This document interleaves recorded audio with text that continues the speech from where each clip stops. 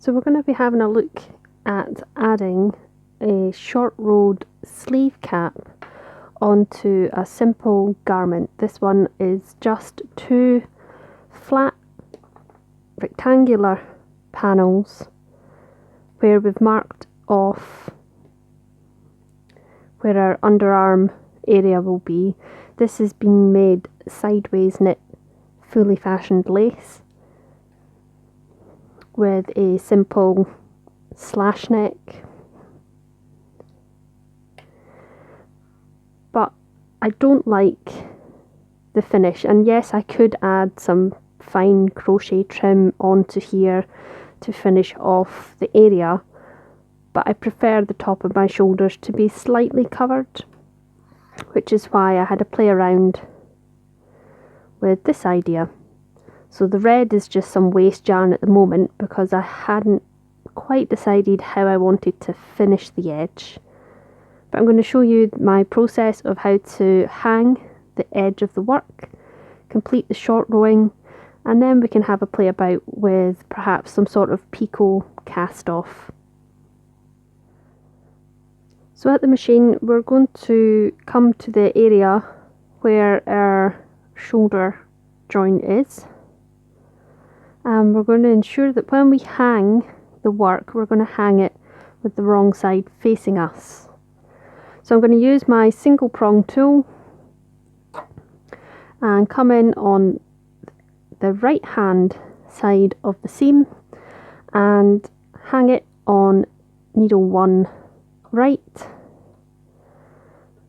and come over to the left hand side of the seam, again still using the single prong tool, hang needle 1 left.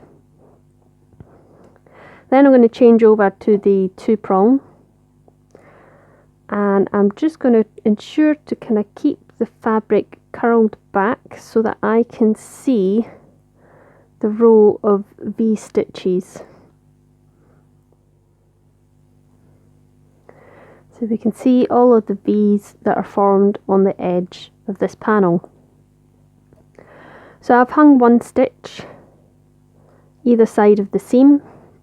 I'm then going to come in, miss this first V and pick up the next 2 V's. And I'm going to hang that onto the next 2 needles. Again, miss 1 V, pick up the next 2.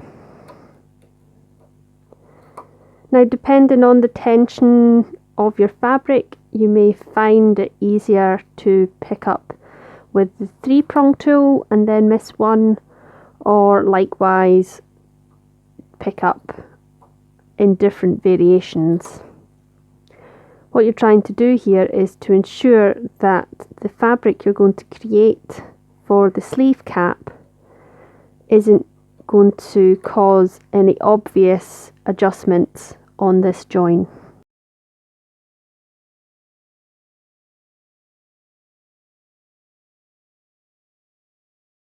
Now I've already worked out that my sleeve cap is going to be hung on a certain amount of needles left and right, because my sleeve cap is only going to partially fill the hole, the armhole area.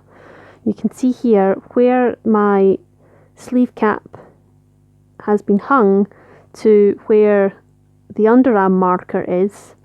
Actually, I could keep hanging these, which would mean that my sleeve cap would turn out a lot deeper, but I only wanted a short sleeve cap. So I'm going to continue on the left hand side again with the 2 prong tool, and this can be a little bit trickier on this side depending on what way you've hung, if it's sideways knitted fabric. But again, I'm just ensuring that I keep the edge rolled back as best as possible. See where my last stitch was picked up, locate where the next stitch needs to be picked up, and do that.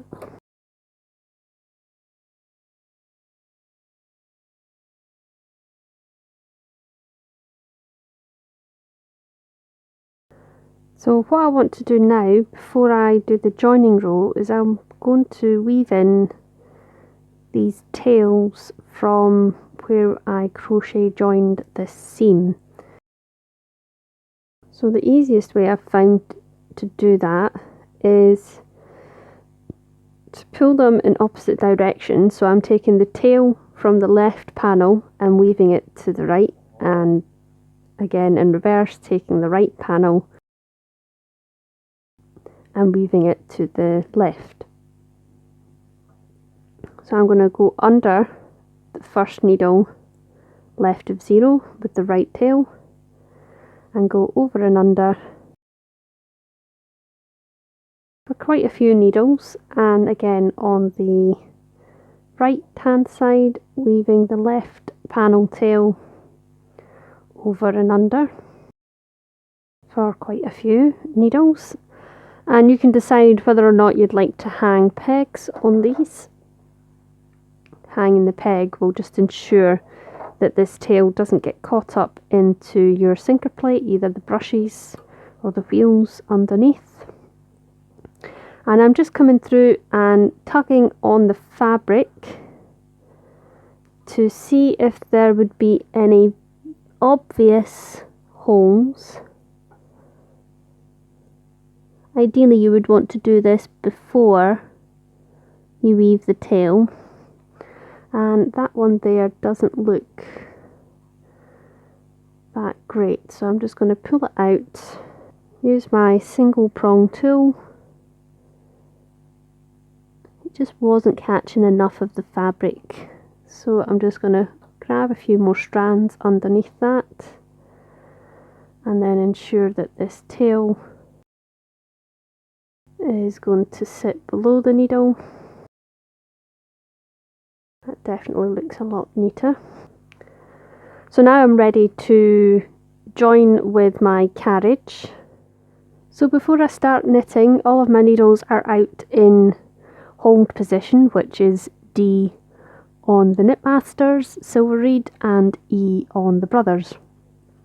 So I'm going to adjust my tension dial down to where I want my stockinette tension to be.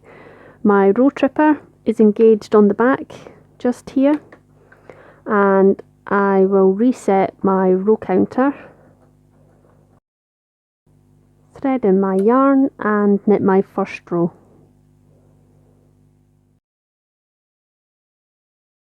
With all of the tails woven in here, your first row might be a little bit tight, but I can take the pegs off of there and place one of them back onto the main sleeve cap tail,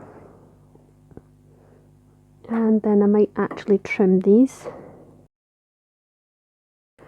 So there are a few ways that you can do short rowing. The first way is to manually wrap, which means on the side opposite the carriage we are going to bring a certain amount of needles out to hold. In my case I'm bringing out 3. Then we will need to ensure that our carriage is set for hold, which on Knitmaster is our rustle levers. So our rustle levers are on the front here, and we want to ensure they are both pulled to the number 1 position. Brother users, you'll use the slide on the top that'll have N and H. You'll want to slide it across to H. That means that any needles pulled all the way forward will not be knit. So 3 needles are out to hold, the carriage is set for hold, and we are going to knit across,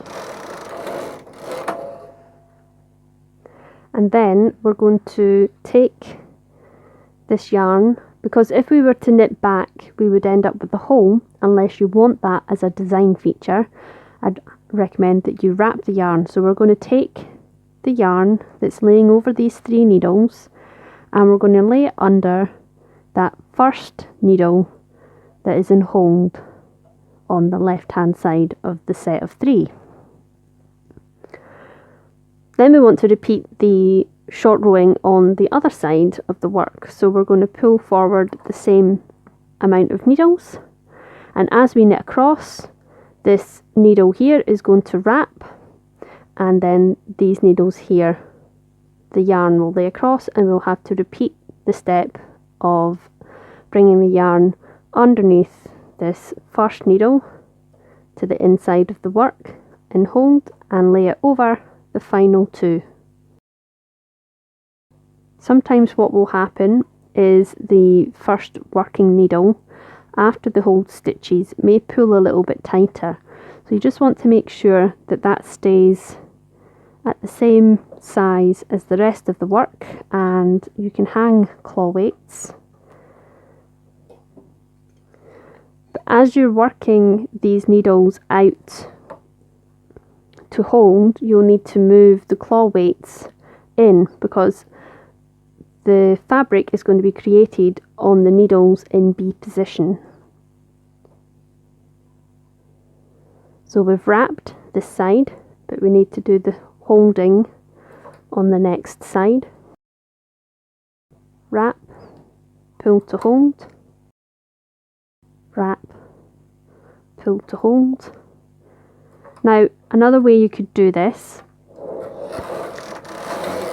is known as an automatic wrap. An automatic wrap would mean that instead of pulling, in my case, the 3 needles to hold, I would pull 2 to hold, knit across, and then pull that 3rd needle out to hold, so that the yarn is already formed. So that will be wrapped.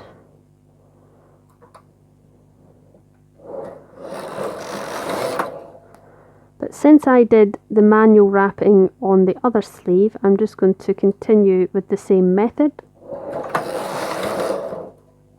Now, I forgot to put these needles into hold. Not to worry. I just have to unpick the 3 stitches, pull out that first needle, lay the yarn up above, and then pull out the final 2, so that we have 3 pulled forward to work, and that first needle and hold to the inside of the work is going to wrap. So this is wrapped, we need to pull these to hold.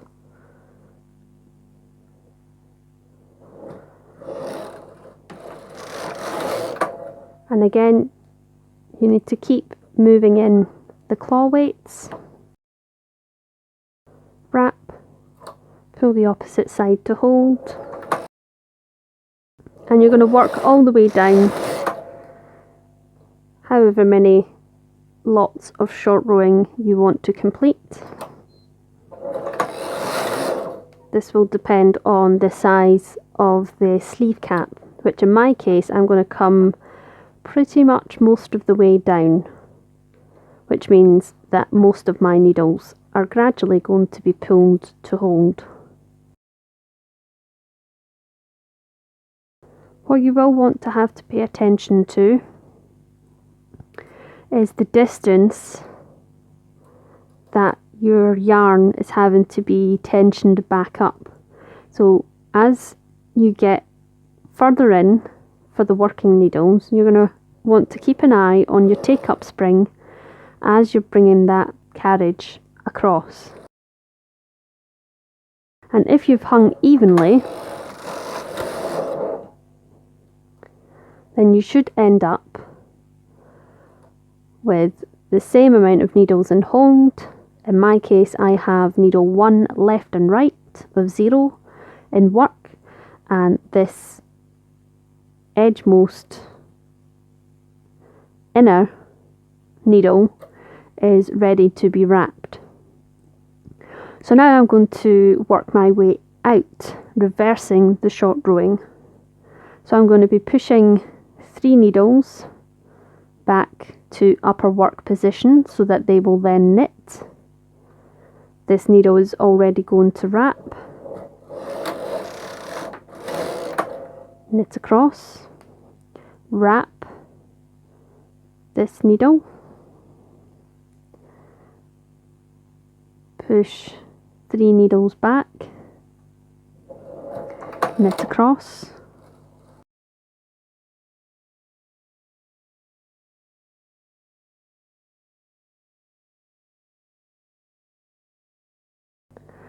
so at this point you might think that you're done, but you want to ensure that you knit across once more to complete the final pass. Now in my case I can see my tail here wants to kind of create a loose loop. So what I'm going to do is to sort of save having to weave in ends afterwards. I'm going to weave in this tail,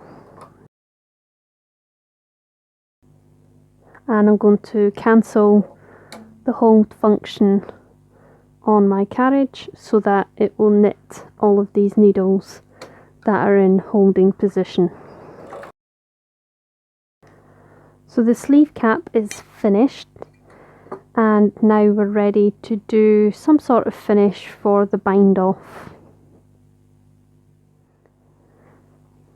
Okay, so we're now ready to do some sort of bind off. Now, because this cap doesn't go all the way down to the sleeve holes, I think I'll probably just go with a simple bind off rather than a small hem, because I don't want to give too much bulk to the garment since it is a lace texture. So I think I'm going to have a go at making some sort of replication of a picot bind off, similar to what hand knitters would do. So I know as a hand knitter that doing a picot bind off, you would normally cast on 2 new stitches. So that means on this working end here, I want 2 new needles into work.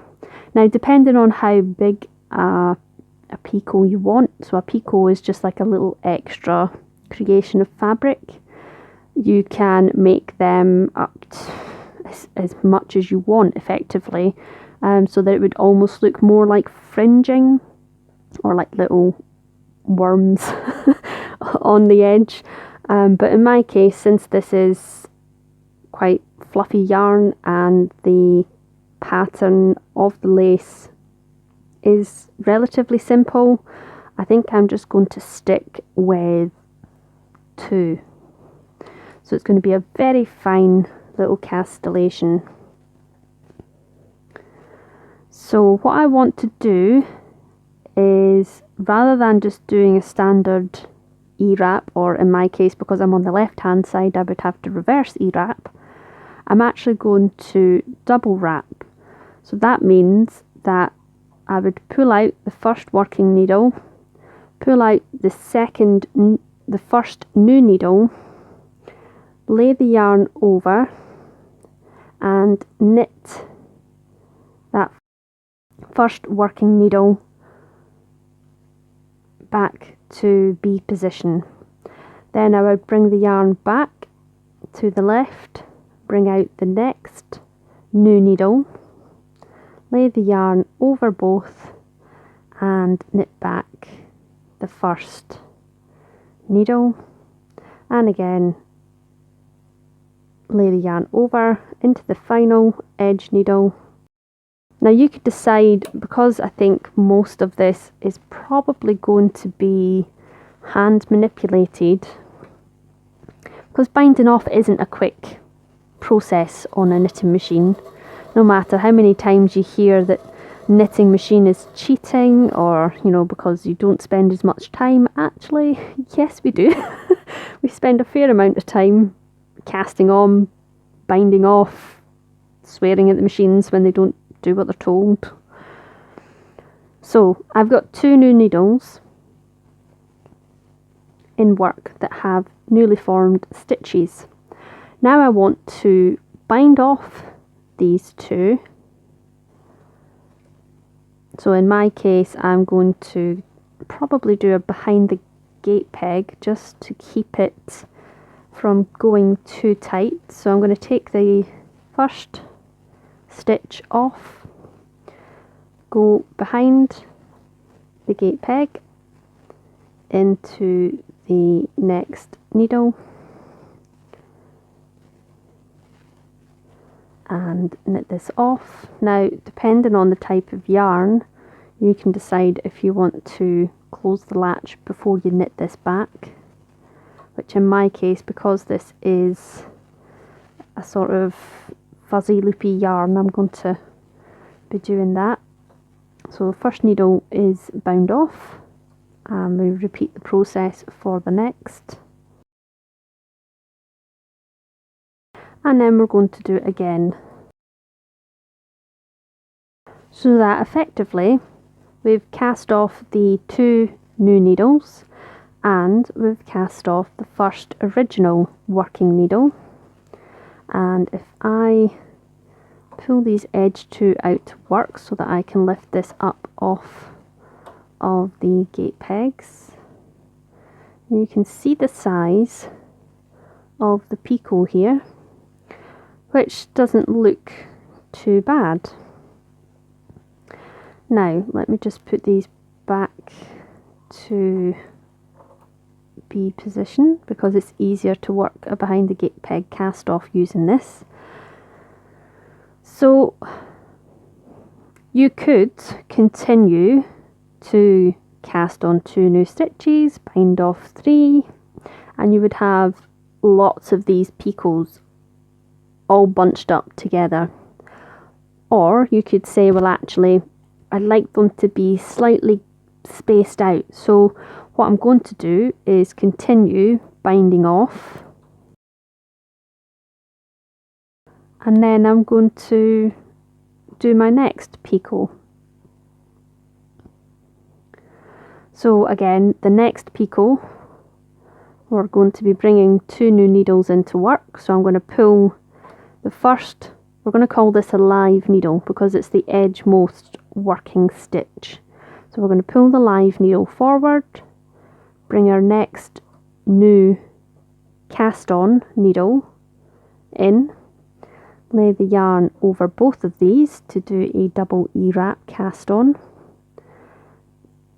manually knit back that live needle, lay the yarn under the needles, pulling out the second new cast on needle, wrapping that over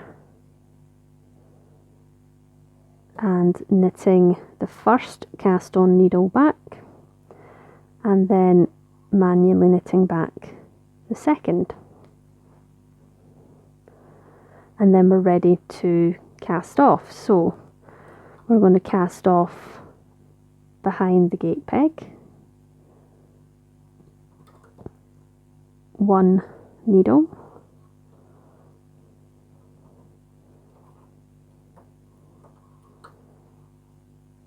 2. That is us now back to where we were before we formed this picot. And then I'm going to bind off that live stitch. So the first live needle we have now bound off. And do that again. So effectively we've cast off the 2 new stitches, and then we're binding off 3 of the garment stitches. What you'll have to keep in mind for this is, depending on how many you're going to bind off with spacing in between, you will want to keep in mind the number of needles that you have in work so that you don't end up with one too close together or one too far away. So again, I'm just going to pull these first 2 needles out and pull all of that off of the gate pegs, and we can see our second picot has been formed. Third time lucky, so I'll do this once more and then I'm going to speed this up. So edge, live stitch, out to hold. First new cast on needle, wrapping over, manually knitting back the live stitch. Next new cast on needle, wrapping over, manually knitting back the first cast on needle and wrapping over, ensuring that latch is open, and manually knitting back the second new needle. Cast off behind the gate peg, so that second needle is now bound off. First new needle is now bound off, and the edge live needle is now bound off, and I'm going to do another 2 needles bounding off. Now you can leave these on the gate pegs if you want. I just think for concentrating to see how many you've bound off each time, it might help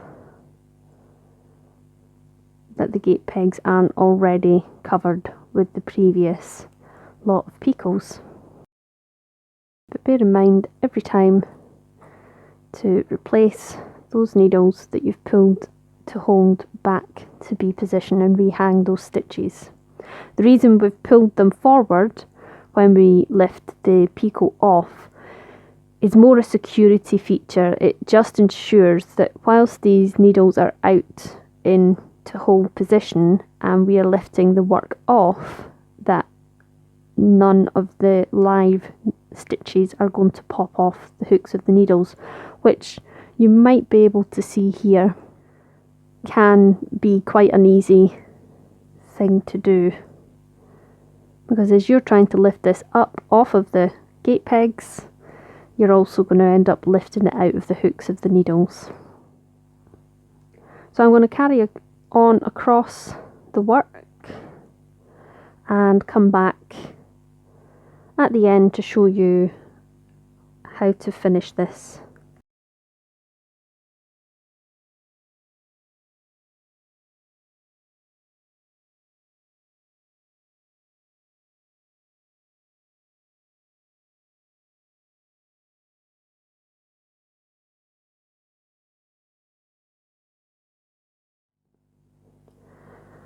So here is the finished sleeve cap with the picot edges.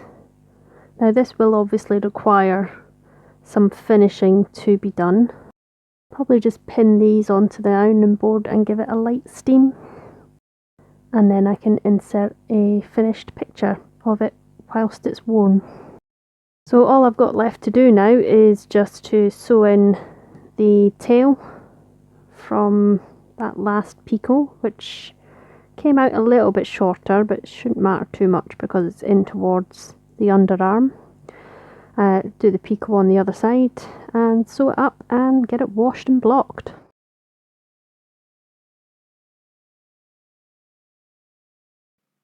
Don't forget to subscribe and hit the thumbs up button if you enjoyed this video.